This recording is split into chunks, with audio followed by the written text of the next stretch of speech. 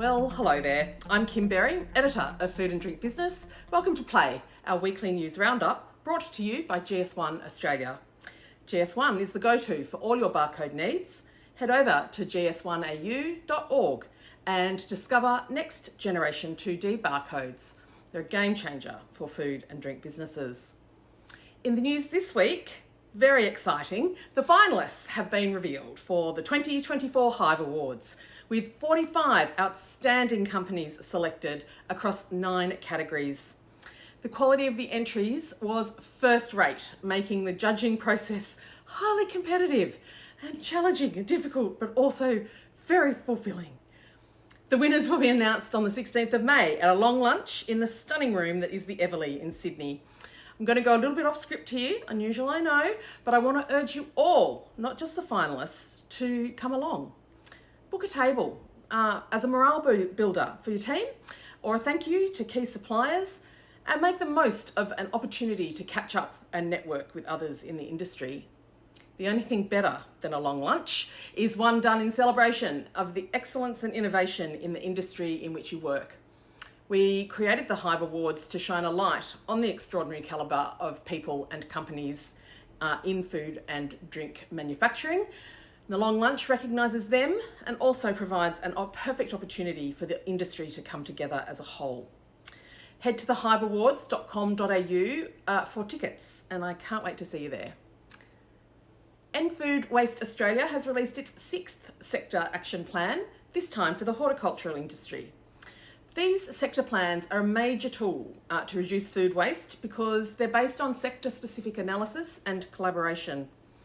The horticultural plan is a big one, and I mean, they're all big and certainly all very important, but fresh produce accounts for 50% of all food waste in Australia, so it's a big deal. We waste 3 million tonnes of fruit and vegetables every year, and because we all love a visual, that's enough to fill the MCG to the brim 5 times over. The 9-point plan is evidence-based with research from government, industry and universities. And Food Waste CEO Dr. Stephen Leppage said there is no one-size-fits-all solution, and that for interventions to have the most impact, they have to be tailored to the type of product. To that end, the banana and melon industries are the first fruits off the shelf to have a dedicated food waste action plan with targeted priority actions as part of a broader sectoral plan. And hopefully other fruit and vegetables are going to follow. The other completed sector action plans are for bread and bakery, dairy, food cold chain, food rescue and food service. Research commissioned by Diageo and the Australian Distillers Association found that the sector has the potential to follow the wine industry and develop a $1 billion export market. The sector currently employs around 5,700 people, and almost half of the country's 700 distilleries are in regional areas. Apparently, distillery visits are the fastest growing overnight domestic tourist activity in the country. But of concern is the fact that 88% of distilleries have less than 20 employees, and more than half of them are less than 5 years old. The report also found that the average size of operations is declining and few are scaling, which has been largely blamed on the high excise tax. The report recommended the industry establish a national body to promote the sector and a freeze on the twice-yearly excise increase, saying the industry could grow from a $210 million export market in 2022 to one worth $1 billion by 2035.